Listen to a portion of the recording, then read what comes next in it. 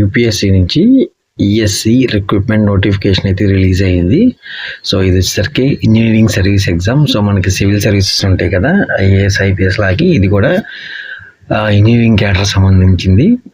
So మొత్తం చూసుకున్నట్టయితే 474 engineering service posters అయితే ఉన్నాయన్నమాట.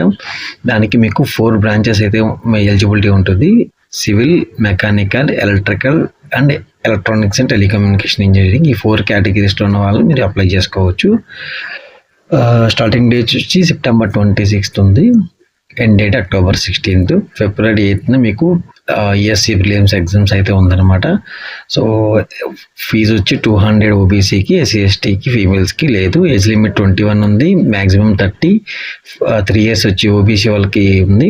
అలానే ఎస్సీ ఎస్టీ వాళ్ళకి 5 years ఉందన్నమాట.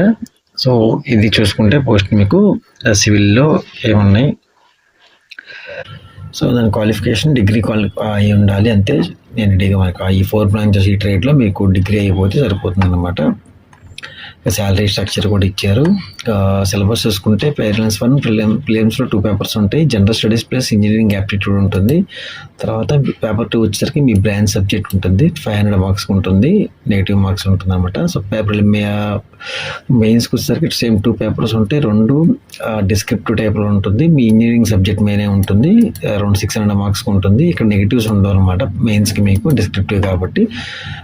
పర్సనల్ ప్రిలిమ్స్లో మాత్రం కంపల్సరీ 1/3 నెగిటివ్ ఉంటుంది. 2 పేపర్స్, ఇక్కడ 4 పేపర్స్ ఉంటాయి. మెయిన్స్ వచ్చేసరికి మీకు 200 మళ్ళీ ఇంటర్వ్యూ ఉంటుంది. 200 మార్క్స్కి ఇంటర్వ్యూస్, మొత్తం 32 మార్క్స్కి మీకు ఎగ్జామ్ ఉంటుంది అనమాట.